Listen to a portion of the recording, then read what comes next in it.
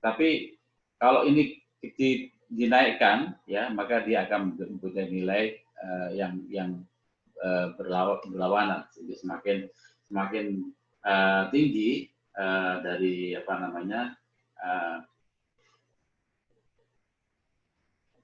bagian dari apa namanya kondensannya ini, maka akan terjadi jumlah VFA yang menurun.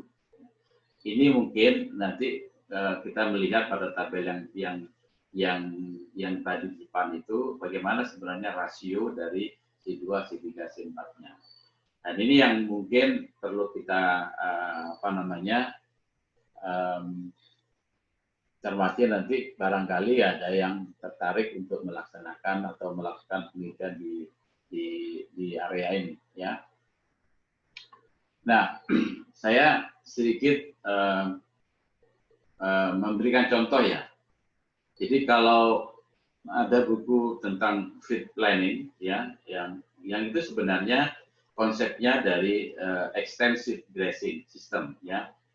Jadi kalau ini kita terapkan kepada intensive grazing system, ini yang saya maksudkan pada pertemuan kita yang lalu, bahwa kita harus punya chart semacam ini, ya. Jadi harus punya chart semacam ini. Kalau tidak, kita tidak akan bisa membuat planning yang sebaik-baiknya. Jadi kalau ya memang kalau kita bicara buat apa Pak kita buat planning kalau ternak kita cuma 3, 4 ya. Tapi ini kita berbicara tentang peternakan atau sistem peternakan yang secara komprehensif lah. Kita bicara tentang kabupaten, kita bicara tentang ya kecamatan barangkali, atau kita bicara tentang populasi ternak yang dipelihara mungkin di feedlotter yang mungkin sampai 1.000 atau 2.000 ekor. Ini kita harus punya planning semacam ini, ya. Jadi saya berikan contoh yang sederhana, misalnya kita punya Januari sampai April itu berupa jaring padi, ya. Jaring padi adalah merupakan sumber serat, ya kita tahu. Kemudian jerami jagungnya ada Februari sampai April buat sumber serat. Kemudian pupuk tebu dari April sampai Juli ada sumber serat juga. Kemudian jerami kedelai Januari sampai April. Jerami kacang tanah Januari sampai April. Kemudian kulit kepala pohon, ya ada Maret sampai Juli. Kemudian rumput lapangan, ya. Kemudian ada rumput gajah, ya seperti ini. Terus daun kepala pohon.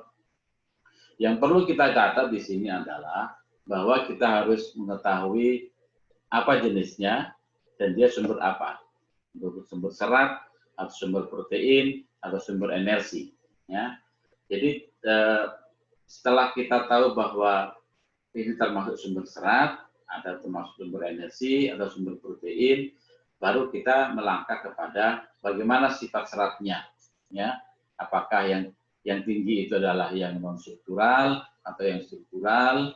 Nah, yang struktural itu apakah tinggi di ligninnya atau tinggi di selulosanya atau di hemiselulosanya? Jadi kita lebih detail, ya. Dan kalau kita sudah mengetahui itu, maka kita kemudian kan bisa berpikir, oke, saya bulan Mei, Juni, Juli, Agustus ini kalau apa namanya, apa yang kita punya, kita ternyata masih punya rumput gajah punya, kemudian kita punya bungkil kelapa, atau kita masih punya tetes, cukup nggak kita menggunakan ini, ya 3 bahan ini misalnya, ya.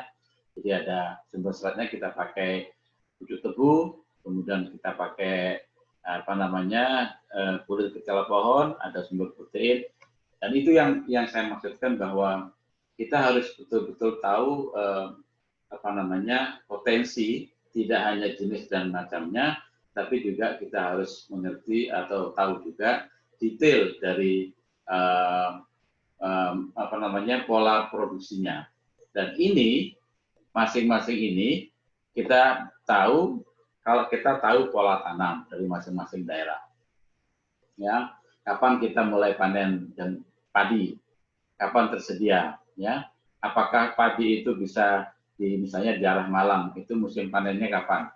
apakah mulai bulan Januari atau Desember sudah tersedia sampai kapan ya, karena bulan-bulan tanam itu kan biasanya kan awal-awal musim hujan ya, atau menjelang musim hujan, kemudian kapan dia mulai panen, itu semua akan memberikan apa namanya, kalau kita ingin melaksanakan penelitian yang di lapangan, ini menarik karena setiap kecamatan itu punya potensi yang berbeda-beda dan pola yang berbeda-beda terhadap ketersediaan atau model supply demand dari pakan yang diberi, yang tersedia ini.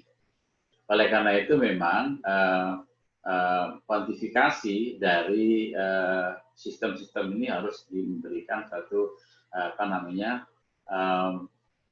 perbandingan atau imbangan yang tepat untuk bisa menjaga kualitas tadi. Kemudian sedikit saya memberikan ini, mungkin bagi teman-teman yang tidak bekerja di bidang nutrisi, cara sederhana untuk mengukur kuantitas produksi bahan kering adalah dengan mengetahui pola tanam, luas tanamnya, dan luas panen. Jadi masing-masing tanaman pangan yang limbahnya akan digunakan sebagai pakan ternak. Jadi kalau kita lihat di data laporan BPS, itu kan setiap tahun itu bisa bertambah, bisa berkurang, ya. Jadi luas tanamnya. Jadi kalau luas tanam berubah, otomatis luas panennya akan berubah, ya. Walaupun di sini ada pola tanam yang sama, mungkin bulannya sama, bulan tanamnya sama, kemudian bulan panennya sama, tapi kalau luas tanamnya berbeda, justru nanti akan berbeda juga dari luas panen yang dihasilkan. Tentu saja teknik ini tidak seakurat metode berbasis pengukuran, tapi merupakan indikasi yang sangat praktis tentang perkiraan produksi bahan kering bahan sepanjang tahun. Jadi kita harus punya itu. Kemudian nilai konversi bahan kering sangat bervariasi tergantung pada jenis tanaman dan musim ya. Jadi kalau kita mungkin untuk penelitian S3 ini harus melibatkan kalau musim kering seperti apa, atau musim kemarau seperti apa, kalau musim hujan seperti apa. Rumput gajah pun atau sekarang rumput odot pun itu juga akan bervariasi kalau sudah musim kemarau dengan musim hujan ya. Jadi bisa saja itu diteliti sampai kepada karakter dari pakan itu sendiri, dan itu akan memberikan satu informasi yang sangat menarik kalau kita meneliti dengan detail dari satu topik yang kita bahaslah, misalnya tentang apa namanya, rumput gajah atau rumput odot dan sebagainya. Ada 3 teknik untuk mengukur produksi, pemotongan, dan penimbangan. Ya. Kemudian kita kalibrasi. Ini yang dan kita sudah lakukan ini, dan kemudian dilakukan analisa bahan kering. Jadi kalau kita sudah melakukan prosedur-prosedur ini, saya kira kita bisa kemudian memprediksi atau melanjutkan kepada satu langkah apakah cukup apa tidak ya. Jadi kalau kita melihat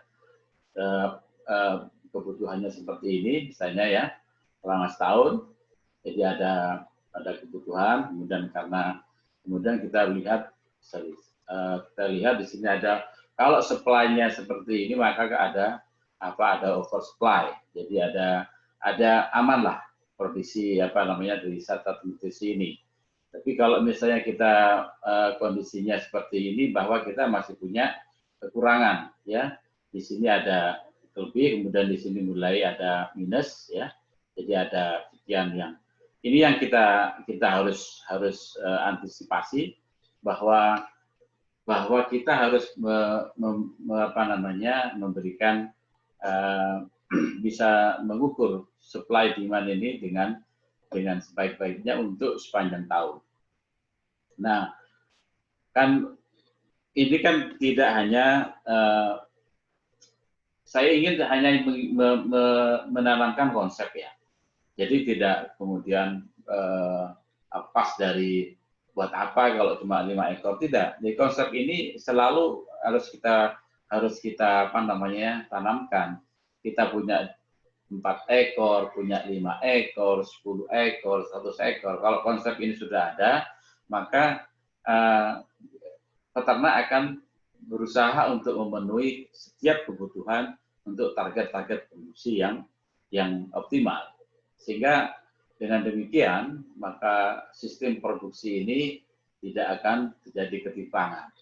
Jadi sekali lagi, dalam kita menjaga sustainabilitas dari sistem produksi ternak ruminansia ini, maka yang pertama adalah kita harus cermat di dalam mengidentifikasi kira-kira mana yang potensi untuk kita gunakan, ya. Jadi kita kembali potensi sumber seratnya seperti apa, kemudian sumber energinya seperti apa atau apa, sumber proteinnya yang ada itu apa selama setahun, apakah berfluktuasi atau tidak, ya.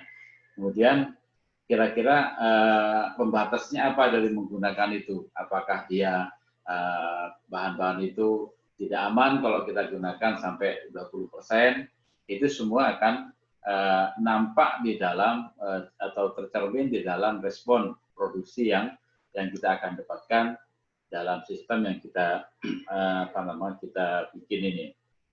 Oleh karena itu kepada saudara-saudara sekalian, saya ingin dari paper-paper yang sudah saya tampilkan tadi itu coba karena semua sudah itu tersedia di online, saya tidak menyertakan karena itu free access ya. Jadi coba itu dibaca sehingga saudara betul-betul mengikuti apa yang saya sampaikan ini. Saya kira materi ini itu yang bisa saya sampaikan. Selanjutnya mungkin kita akan berdiskusi untuk bisa mendapatkan feedback dari saudara-saudara sekalian. Itu materi dari saya. Terima kasih. Assalamualaikum warahmatullahi wabarakatuh. Saya persilakan untuk saudara-saudara sekalian.